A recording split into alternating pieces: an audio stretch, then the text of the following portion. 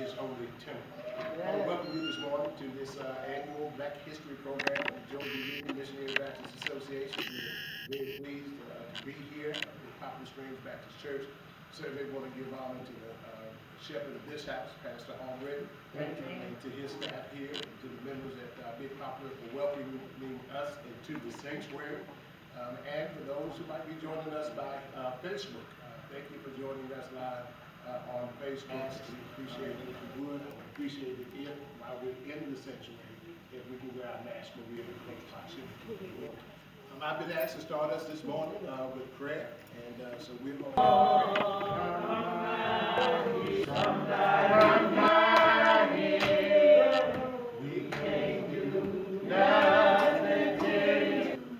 graduate from high school, other than we know about Tiana.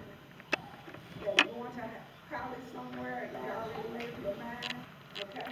So our first person is going to be Miss Tiana. Would you come and you're going to feature and tell us she is going to be history in the making.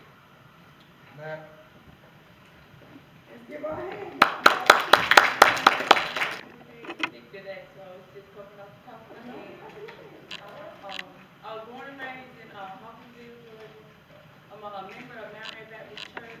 Growing up, I attended there with my grandfather, Kurt Brown, and grandmother, Adrian Brown. I graduated from Hawkinsville High School in 2017. After that, I attended Middle Georgia State University, where I got my biology degree with a psychology minor. After graduating there, this past year, I've been taking like 2 more classes that I needed to attend pharmacy school. So I will be starting pharmacy school at the University of Georgia this August. The Black history that I'll be making in my family will be like the first person to go and graduate from college. Nobody's done that in my family. And I will soon be, if I keep going, the first doctor in my family. So,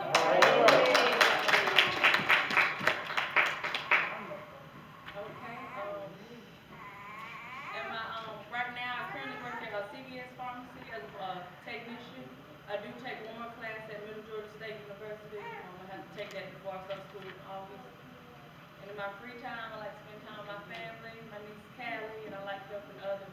So I'm a hands-on person. I like to help whenever I can. So I think becoming a pharmacist will allow me to do that, help others, and give back to my community. I do think I want to work like in a retail, maybe, or a clinical pharmacist, maybe a hospital, but that's my story.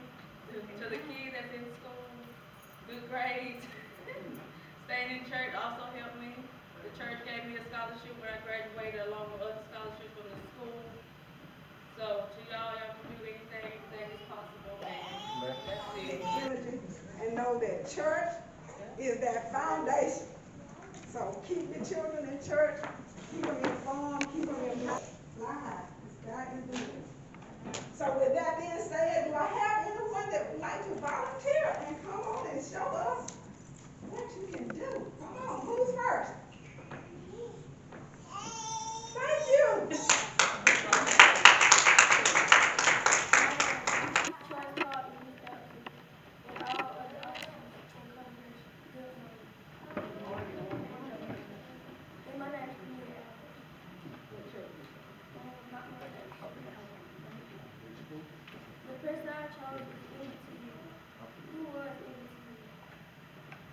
Was born in Chicago and grew up a middle-class black family.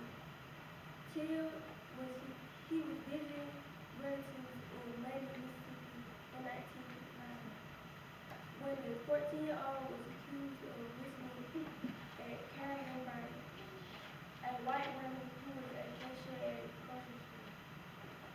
4 days later, Bryant's husband, Roy, and his hamburger J.W. Williams kidnapped him and beat him and shot him in his head.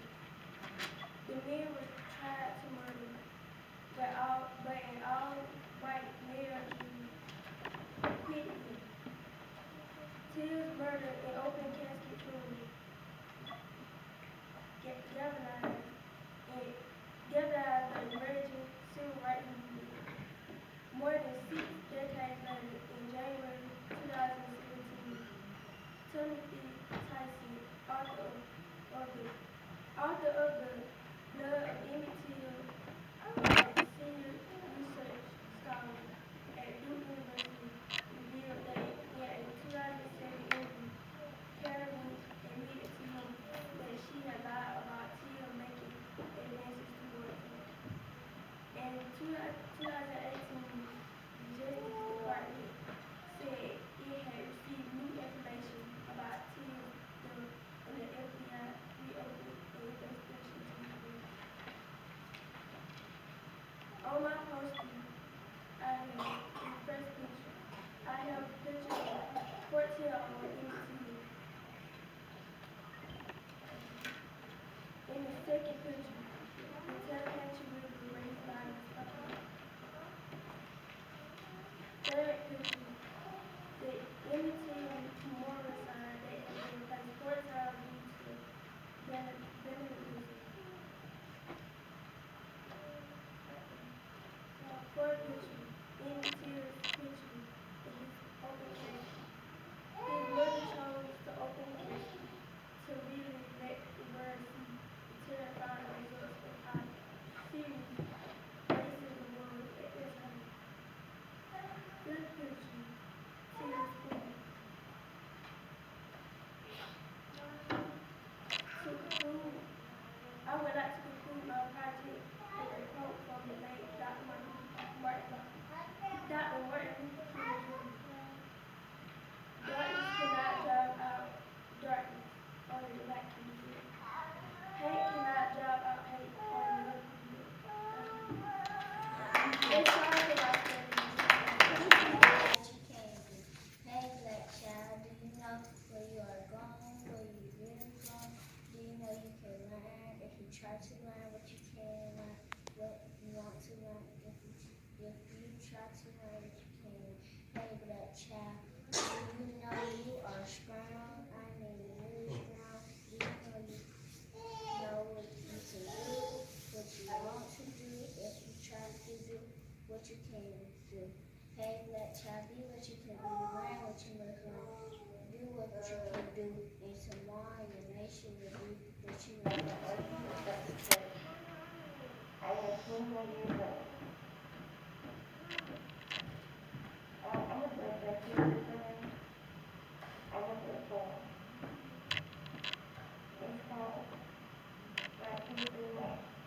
If Black History Month is not starting, then one does not build the seed as chapter on first down. One does not jump in the light stone on first the seed to it. Sun does not find the earth until the seed, until those plant. You have to do as things like this. You got to take your seed. So we do give them. moderator name is Cameron and to all of my first children. Good morning, February 18, 1931. Loren, Ohio, USA. Novelist Toni Morrison was the first African American woman to receive a Nobel Prize in Literature.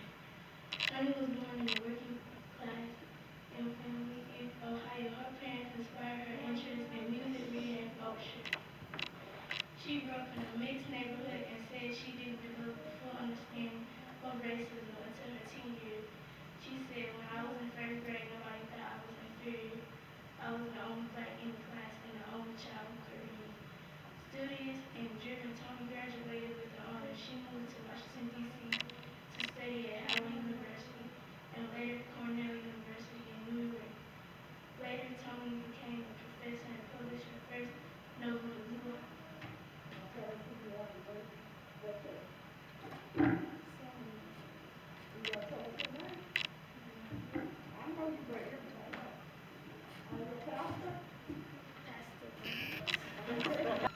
These are some, I was sitting out at TV the other night, and they just flashed all this before me.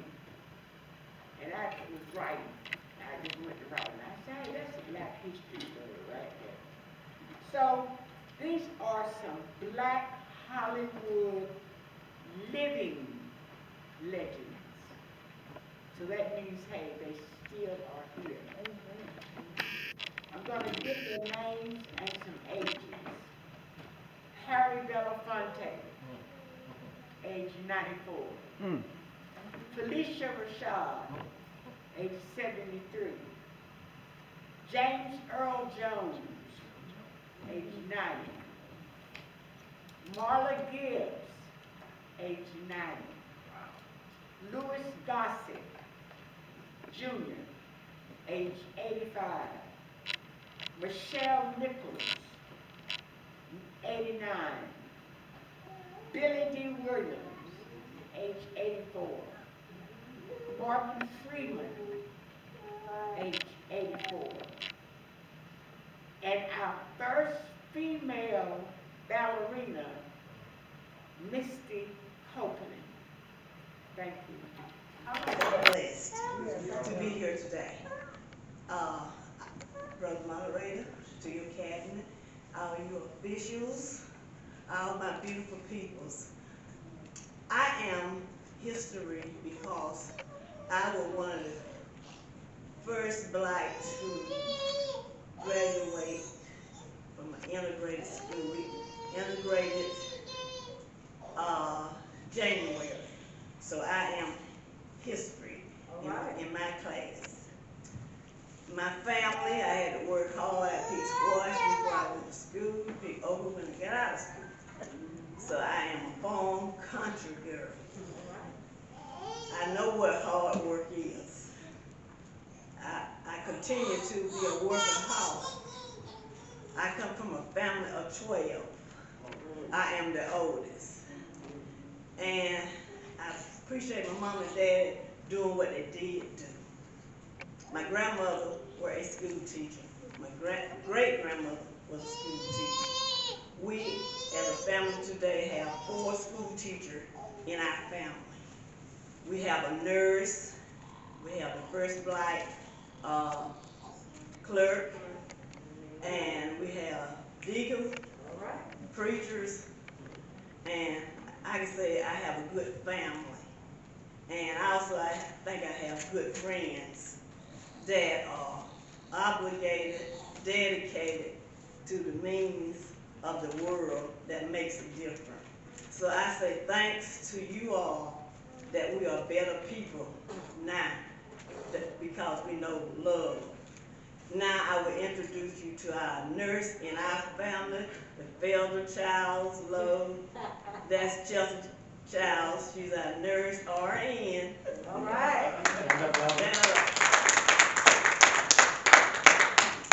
She's RN. When she started school, I had to buy her crosses, Bibles, because you need the Lord to make it these days. And she's the daughter of Rose Childs, city clerk. Superior. Well, she could tell you. But Rose Childs, first black. This is Albritton Jr., pastor of historical Big Poplar Springs Baptist Church in Unadilla, Georgia. I want to thank the moderator and Pastor Lucas and any other ministers or preachers out there who came by to make this program a success and put all the work into it. And it was, I find it not robbery for me to get up and say a few words since this is the host church. Everyone knows the individuals who have been called, Dr. King and others. I go to call them all spokespeople, the young people will know them. I'm going to talk about, in my own opinion, who is some overlooked heroes in black history in our culture. We all know where Tuskegee, Alabama is, whether you ever been there or not. And most people remember Tuskegee for a bad experiment back when they was injecting us with stuff to make us bad, and that got some of us worried about the virus now. But my heroes in life is somebody by the name of the red-tailed angel. Oh, that's right, that's You right. might not know them by that, some of you, but they are known in history as the Tuskegee Arrow. back in World War II, Congress was debating on integrating the military service. President Roosevelt and others in the Defense Department came up and tried to say, could black men fly fighter jets? Those who was against it said no, they was not intelligent enough.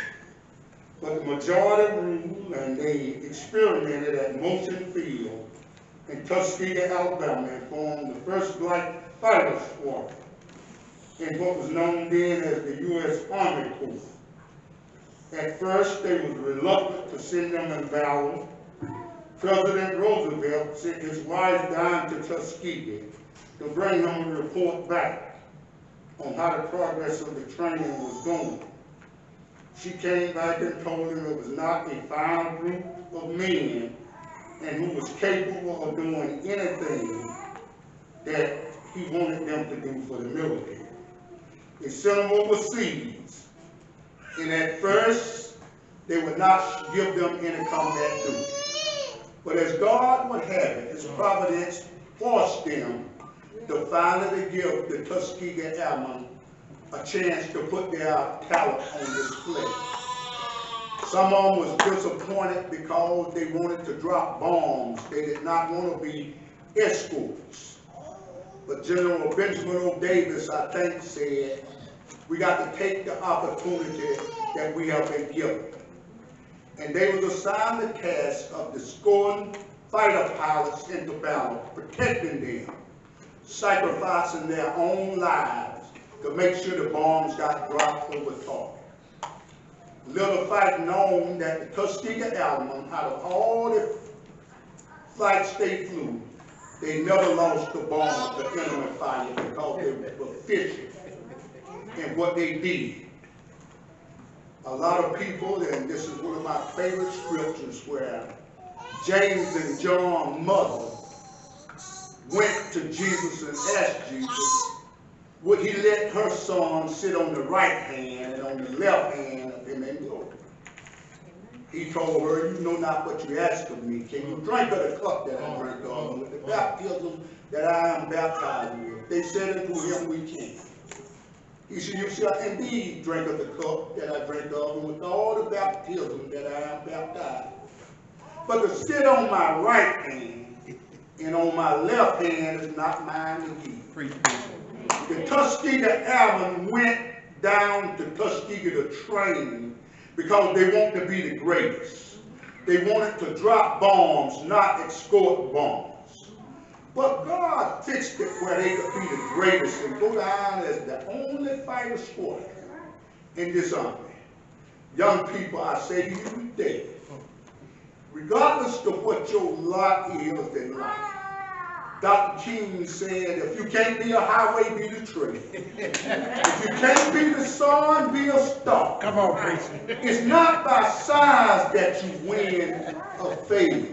Be the best of whatever you have. Young people, if you're a trash worker, collect trash so well that Dr. King said, when you leave this world, the hopes of all heaven and earth will have to pause and say, here is a good trash worker who did their job well. Young people, don't look for the limelight. If you trust God with all your heart and lean not unto your own understanding, in all your ways, if you acknowledge Him, He will direct your path. Young people, God is calling you for something higher. We have a black president, we got a black vice president, but they are not the answer. Amen. Jesus is the answer for the world problems today. And I say to the moderator and Pastor Lawrence and myself, it's our job. Yes, it is. When Lazarus died, Jesus tarried and wouldn't go down there. He waited till he was good and dead before he showed up in time. And when he got there, Mary and Martha was kind of lambasting and saying, if you had been here, our brother, somebody know what I'm talking about, would not have died. Jesus said, you go see him here. She said, I know. I see him again in the resurrection. He said, I am the resurrection and the life. Yes, sir. Then he said, show me where you lay. She said, by now you already stayed. Brothers and sisters, especially young people, when God give you your instructions, just follow those instructions. Amen. And pastors, this is for me, as well as you, moderator, and every pastor anywhere in the African American church today. We got to do what Jesus said for our young men and to America. We will be failing our young black men if we don't say this when we call them to come back to church and when they march out here. We got to do just like Jesus said. We got to tell America to loose our black men. Yes, sir. And let them go. Liberty, let our rejoicing rise high as the listening skies. Let it resound loud as the rolling sea. Sing us. We're proud of our young people who took part and participated. I thank those adults who came and volunteered and shared with us. And come on, let's give the Lord some praise for that. All good. That's a very powerful word about Black history, and particularly about the Tuskegee Airmen. It told me some things about that I didn't know. Right. And so we celebrate God's goodness and God's presence by giving us that example and by providing. And he stood flat-footed and recounted that history pretty much without any script or anything. Amen? Amen. It was a fantastic job. Thank you for that. Again, I want to thank the coordinators of the program, Sister Battle, my brother Lucas, others who might have joined with them. Thank you, Sister Kayla, for your efforts with Facebook. And again, we want to continue.